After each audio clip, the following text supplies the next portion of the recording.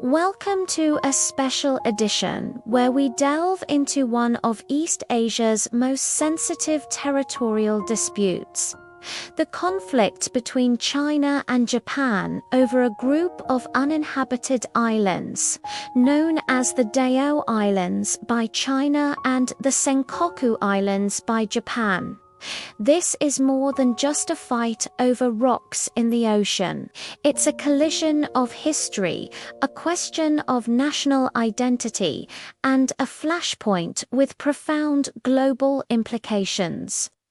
Today, we bring you two distinct perspectives to help unravel this complex issue.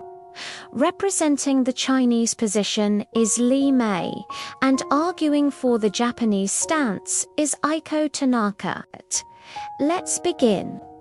The Diaoyu Islands and their affiliated islets have been an inherent part of China's territory for centuries. Historical records, maps, and official documents from the Ming and Qing dynasties clearly show that these islands were discovered, named, and utilized by the Chinese people long before Japan laid any claim. Japan's annexation in 1895 was an act of imperial aggression, taking advantage of China's weakness during the Sino-Japanese War. Our claim isn't just a recent development. It is deeply rooted in history and reinforced by key post-World War II agreements that were meant to right the wrongs of Japanese militarism. Japan's claim to the Senkaku Islands is based on international law and consistent administration. We formally incorporated the islands into our territory in January 1895. After confirming they were uninhabited and showed no signs of being under the control of any other state. This was a legitimate action under the principle of terra nullius . We have administered them peacefully and effectively ever since. It's important to note that China only began to assert its claim in the 1970s. Suspiciously right after a UN report indicated the potential for significant oil and gas reserves in the surrounding seabed. The 1895 Treaty of Shimonoseki, an unequal treaty forced upon China, resulted in the cession of Taiwan and its affiliated islands. The Diaoyu Islands were historically administered as part of Taiwan. Therefore, when Japan was defeated in World War II, it was obligated to return all territories it had stolen from China. The Cairo and Potsdam declarations are explicit on this point. They demanded that Japan be stripped of all the islands which she has seized or occupied. The Diaoyu Islands fall squarely into this category. The post-war settlement was designed to restore China's sovereignty, and that includes these islands. The argument about post-war declarations is misleading. Neither the Cairo Declaration, the Potsdam Proclamation, nor the San Francisco Peace Treaty explicitly mentioned the Senkaku Islands as territory to be returned to China. In fact, under the San Francisco Treaty, the islands were placed under the administration of the United States as part of the Nansei Shoto Islands. The US then returned them to Japan in 1972 under the Okinawa Reversion Agreement. Throughout this entire period, from 1945 to the early 1970s, China raised no objections. Their silence at the time speaks volumes about the validity of their current claims. This is a story of escalating tensions, and the turning point was Japan's so-called nationalization of the islands in 2012. By purchasing the islands from a private owner, the Japanese government unilaterally tried to change the status quo. This was a provocative act that deeply offended the Chinese people and challenged our sovereignty. Our response, instituting regular patrols and seeing widespread public protests, was a direct and necessary reaction to Japan's attempt to solidify its illegal occupation. This issue isn't just about territory, it's symbolic of a refusal to fully acknowledge the history of Japanese aggression. The 2012 purchase was not an act of aggression. It was a move to prevent a worse outcome. A nationalist politician was planning to buy the islands and potentially build structures on them, which would have dramatically escalated tensions. The Japanese government stepped in to purchase them to ensure they remained undeveloped and managed peacefully. The subsequent increase in Chinese maritime and air incursions into our territorial waters and airspace is the real source of regional instability. China's increasingly assertive behavior is a cause for concern not just for Japan, but for all nations in the region who value freedom of navigation and a rules-based order. Let's be clear about the current situation. China's Coast Guard vessels now conduct regular patrols in the waters surrounding the Diao Islands. We do this to demonstrate that our sovereignty is not just a historical claim, but a present-day reality.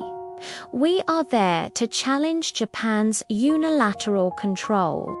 However, our position has always been one of seeking a peaceful resolution. We have repeatedly proposed shelving the dispute and pursuing joint development of the area's resources. This pragmatic approach would allow both sides to benefit while we work towards a long-term solution. Japan maintains firm and undisputed administrative control over the Senkaku Islands. There is no territorial dispute to be acknowledged or shelved. Our Coast Guard is simply defending our sovereign territory from repeated intrusions in accordance with international law. The situation is further complicated by the US-Japan Security Treaty, which obligates the United States to defend territories under Japanese administration. This adds a critical layer of international security to the issue. Any miscalculation in these crowded waters could have far-reaching consequences, affecting global shipping lanes, energy security, and the diplomatic balance of the entire Indo-Pacific region. China's approach is consistent and clear. We are open to dialogue and negotiation to peacefully resolve this issue. But the prerequisite for any meaningful discussion is for Japan to first acknowledge that a dispute actually exists. Denying the existence of the dispute is a denial of history and a barrier to peace. Our proposal for joint development is a testament to our sincerity in finding a way forward that serves the interests of both peoples. This is about mutual respect and finding common ground. Japan's position is that there is no doubt, based on both historical facts and international law, that the Senkaku Islands are an inherent part of our territory. Therefore, there is no issue of sovereignty to be resolved. We cannot compromise on this fundamental point.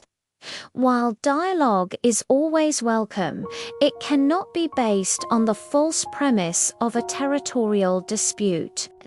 Perhaps a neutral, third-party arbitration, like the International Court of Justice, could provide legal clarity. However, China has unfortunately shown a pattern of rejecting such international legal rulings when they do unfavor its position. This isn't a distant regional squabble. The West has a direct stake in the stability of East Asia. The sea lanes near these islands are vital arteries for global trade, carrying a huge percentage of the world's commercial shipping and energy supplies. An escalation of this conflict would not just be a regional crisis, it would send shockwaves through the global economy. It would disrupt supply chains, destabilize markets, and strain crucial political and military alliances that have maintained peace for decades. Western powers benefit from a stable, predictable environment in Asia, and that is what is at risk. The stakes are incredibly high, and the implications are global. The United States is bound by its security treaty to defend Japan at any armed conflict over the islands, regardless of how it starts, could trigger that treaty obligation, potentially drawing the US and its allies into a direct confrontation. This is a major fault line in the global order, pitting a rising power against an established one and its allies. Maintaining peace and stability in the East China Sea is not just a regional concern, it is a global imperative that requires careful diplomacy and a commitment to the rule of law from all parties. In closing, China's claim is based on undeniable historical fact and the principles of post-war justice. We seek a return to the consensus that was reached by our leaders decades ago, to acknowledge the dispute and set it aside for future generations. We do not seek dominance, but respect for our history and sovereignty. True, lasting peace can only be built on a foundation of honestly addressing the past. Japan is a nation committed to peace, stability, and the international rule of law. Our claim to the Senkaku Islands is legitimate and has been consistent for over a century. We cannot and will not compromise our sovereignty. The path forward lies in de-escalation, adherence to international law, and building a future of cooperation, not in attempting to rewrite history to serve present-day ambitions. Thank you both for sharing your perspectives. This debate highlights the deep-seated nature of the conflict and the profound challenges that lie ahead. May this exchange spark greater understanding and a renewed commitment to finding a peaceful path forward. Thank you so much for watching. We hope this deep dive gave you a clearer picture of this complex issue. If you found this video informative, please hit that like button and consider subscribing to our channel for more content that breaks down the big global stories. We really appreciate your support. Let us know your thoughts in the comments below and stay tuned for our next video. Thanks again for joining us.